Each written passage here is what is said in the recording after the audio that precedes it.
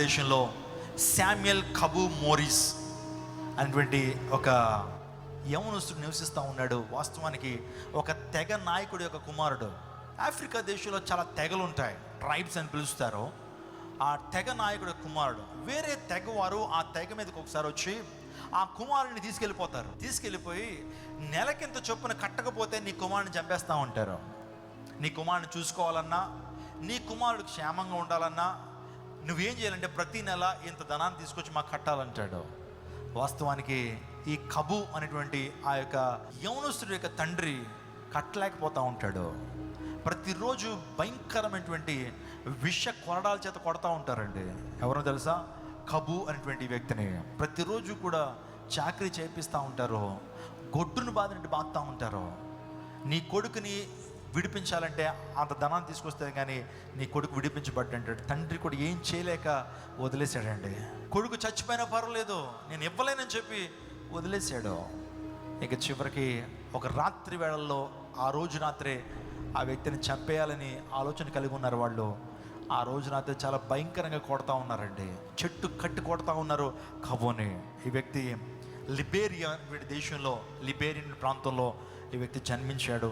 అతడు 1873 సంవత్సరంలో ఈ వ్యక్తి జన్మించాడు. అతని యొక్క జీవితంలో ఆ రాత్రి వేళలో కొడతా ఉన్నప్పుడు ప్రార్థన చేశాడు. ఇంతమంది దేవుళ్ళని మేము పూజిస్తూ ఉన్నాం, నేనేం తప్పు చేశాను? మా నాన్న అప్పు చేశాడు, మా నాన్న కట్టలేకపోతా ఉన్నాడు, నన్ను ఎందుకు వీరు తీసుకొచ్చి కొడతా ఉన్నారు? నాకు సహాయం చేసేటువంటి వారు ఎవరు లేరా? నన్ను రక్షించేటువంటి వారు ఎవరు లేరా అనే వ్యక్తి బాధపడుతున్న సమయంలో there was a flash of light and voice told Kabu, go out. ఒక లైట్ ఆ ప్రాంతంలోకి చెట్టు దగ్గరికి వచ్చింది. ఆ చెట్టు అంతా కూడా వెలుగుమయమైంది. ఆ చెట్టులోంచి ఒక స్వరం పడింది, కబు ఈ ప్రాంతాన్ని విడిచి వెళ్ళిపో, ఈ ప్రాంతాన్ని విడిచి వెళ్ళిపో అన్నప్పుడు ఆ స్వరం ఎప్పుడైతే రాగానే హిస్ రోప్స్ ఫెల్ ఆఫ్, చేతులకు కట్టబడినటువంటి ఆ రోప్స్ ఏదైతే ఉన్నాయో అవంతా కూడా విడిచిపెట్టబడినాయి. అతడు ఎక్కడ లేనటువంటి ఎనర్జీని పొందుకున్నాడు. His sick body gain strength. అతని యొక్క బలహీనమైనటువంటి ఆ శరీరం వెంటనే బలాన్ని సంతరించుకుంది. ఆ ప్రాంతం నుంచి పరిగెత్తడం ప్రారంభించాడు. అందరూ అలా చూస్తూ ఉన్నారు. తెగ నాయకుడు, ఆ తెగ సిబ్బంది అంతా కూడా అలా చూస్తూ ఉన్నారు. కానీ కబు పరిగెడతా ఉన్నాడు. పరిగెట్టి అడవిలో పరిగెట్టాడు. వెనకాల వస్తున్నారేమో అని చెప్పి పరిగెడతా ఉన్నాడు. వాళ్ళు కూడా కాసేపు వెంటాడారు, కానీ ఆ వ్యక్తిని రీచ్ అవ్వలేకపోయారు. అందరూ అనుకున్నది ఏంటి తెలుసా? ఆ సంఖ్యలు ఎలా విడిపించబడ్డాయి, ఆ వ్యక్తి అంత వేగంగా ఎలా పరిగెట్టగలుగుతున్నాడు? అతని భయంకరమైన విషకోడాల చేత కొట్టాం కదా, శరీరం అంతా కూడా కురుపులు, శరీరం అంతా కూడా జ్వరం, భయంకరమైనటువంటి అనారోగ్యం అతనికి ఉంది. ఏ విధంగా పరిగెత్తగలుగుతున్నాడు? ఆ లైట్ని చూసినాడు. నిజంగా పరిగెత్తుకుని ఒక ప్రాంతానికి వచ్చేసాడు. సుమారుగా ఒక రోజంతా కూడా అడవిలోనే ఎలా కంగారుతో తిరుగుతూ ఉన్నప్పుడు ఒక చోట చిన్న మందిరం ఇలాగే ఉంది. ఆ మందిరంలో ఒక చిన్న టేబుల్ ముందు ఒక దేవుని సేవకుడు అదే టైంలో పౌలు గురించి మాట్లాడుతూ ఉన్నాడు. సౌలు పౌలుగా మార్చబడినటువంటి ఆ విషయం గురించి చెప్తా ఉన్నాడు. అక్కడేదో చిన్న పూరిపాకు ఉందని చెప్పి అక్కడికి వచ్చి నిలబడి చూస్తూ ఉన్నాడు. అదే టైంలో సౌలు అనేటువంటి హానికరుడు, దూషకుడు, క్రైస్తవులను చంపడానికి యెరూషలేముకి వెళ్ళిపోతా ఉన్నప్పుడు దమస్కు ద్వారం దగ్గర యేసుక్రీస్తు ప్రభు వారు గొప్ప వెలుగుగా అతను ప్రత్యక్షమయ్యి, సౌలను ఎందుకు హింసిస్తున్నావు అని ఎప్పుడైతే మాట్లాడుతున్న ఆ యొక్క ఘట్టాన్ని చెప్తా ఉన్నప్పుడు కబు అక్కడి నుంచి ఉన్నాడు. I have seen the same light, నేను అదే లైట్ని చూశాను, ఈ యొక్క నిన్నటి దినం అదే లైట్ నేను చూశాను, గట్టిగా అరుస్తూ ఉన్నాడు. దేవుని సేవకుడు వెళ్ళి బాబు ఏమైంది, ఎందుకు అరుస్తున్నావు అంటే, నా స్థితి అదయ్యా, నా స్థితి ఇదే. నేను క్రూ అనేటువంటి ఒక ట్రైబ్కి చెందినటువంటి వ్యక్తిని.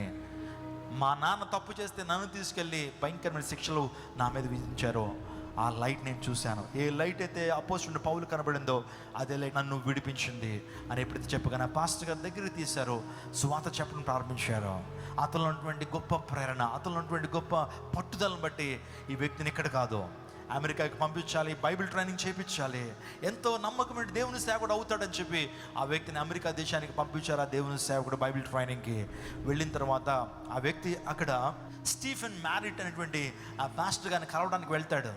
వెళ్ళేటప్పటికి అంత బైబిల్ కాలేజ్, చాలామంది బైబిల్ స్టూడెంట్స్ ఉంటారు, వాళ్ళందరూ కూడా భయంకరమైన జీవితాన్ని జీవిస్తూ ఉంటారు. బైబిల్ కాలేజ్ స్టూడెంట్లే, కానీ ఒక్కళ్ళలో భక్తి లేదు, ఒక్కళ్ళలో విశ్వాసం లేదు. అలాంటి టైంలో ఈ పాస్టర్ గారు ఎక్కువగా స్ట్రగుల్ అవుతున్నాడు. సంఘంలోని యవనస్తులు సరిగ్గా నీతిగా బ్రతకట్లేదని స్ట్రగుల్ అవుతున్న టైంలో బాబును ఒకసారి ఇక్కడ ఉండయ్యా, లోపల నేను వేరే వాళ్ళతో మాట్లాడొస్తాను, తర్వాత నీతో మాట్లాడుతాను అంటాడు కబుతో. అలాగే పైగారా అని చెప్పి నిలబడతాడు. అలా నిలబడి సుమారుగా ఒక అరగంట తర్వాత పాస్టర్ గారు వచ్చి చూస్తూ ఉంటాడు. చూసేటప్పటికి అతను మాట్లాడుతూ ఉంటాడు. మిగతా బైబిల్ కాలేజ్ స్టూడెంట్ అందరూ మోకరించి కన్నీళ్లు కార్చి దేవుణ్ణి ప్రార్థిస్తూ ఉంటారు. ఈ పాస్టర్ గారికి ఏం అర్థం కాదు. ఇన్ని సంవత్సరాలకి వెళ్ళి బాగు చేస్తున్నా ఎప్పుడు కూడా కన్నీటి ప్రార్థన కానీ మోకరించే అనుభవం వీళ్ళకి లేదు. జస్ట్ హాఫ్ అన్ అవర్లో వచ్చాడు వీడు. ఇంతకీ నాకు పరిచయం కూడా అవ్వలేదు. ఆ టైంలో ఇంతమందిని ప్రభావితం చేస్తున్నాడంటే సామాన్యమైనటువంటి వ్యక్తి కాదు ఈ కబో. నమ్ముతారండి, ఆ వ్యక్తి ఎక్కువ కాలం బ్రతకలా, కానీ అతడు జీవించిన కొద్ది కాలంలో కొన్ని వేలాది మందిని ప్రభావితం చేశాడు. శామ్యుల్ మోరిస్, ఆ వ్యక్తి పేరే శామ్యుల్ మోరిస్, అతని పేరు కబో. జస్ట్ 20 years మాత్రమే బ్రతుకుతాడు ఆ వ్యక్తి. ఆ వ్యక్తి పేరు మీద ఈ నేడు ఈ ప్రపంచంలో టేలర్ యూనివర్సిటీ అనేటువంటి ఒక యూనివర్సిటీ అతని యొక్క ప్రేరణ ద్వారా ప్రారంభించబడింది. కొన్ని లక్షలాది మందిని అతడు జీవిస్తున్న టైంలో ప్రభావితం చేసేసాడు ఆ కబో. ఎందుకు ఈ మాట చెప్తుంది తెలుసా? ఆ వ్యక్తి the complication of respiratory infection ద్వారా చనిపోతాడు. కానీ ఆ వ్యక్తి సమాధి మీద ఏమని రాశారు తెలుసా? తక్కువ కాలం బ్రతికిన ఆ షార్ట్ స్పాన్ ఆఫ్ టైంలో పరిచర్య చేసిన ఒక 80 సంవత్సరాల పరిచర్య ఆ కొద్ది కాలంలో చేసేస్తాడు శామ్యుల్ మోరిస్. గొప్ప సహాయాన్ని పొందుకున్నాడు. నేను అనుకుంటాను మీ జీవితంలో దేవునికి ఒక ప్రత్యేకమైన ప్రణాళిక ఉంటుంది. దేవుడిని నీ ప్రాంతానికి ఒట్టిగా నడిపించలా, దేవుడి ప్రాంతానికి అనాలోచితంగా నడిపించలేదు. God has a special plan, purpose in your life. నీ జీవితంలో గొప్ప ద్వారాన్ని తెరవడానికి ఇష్టపడతా ఉన్నాడు.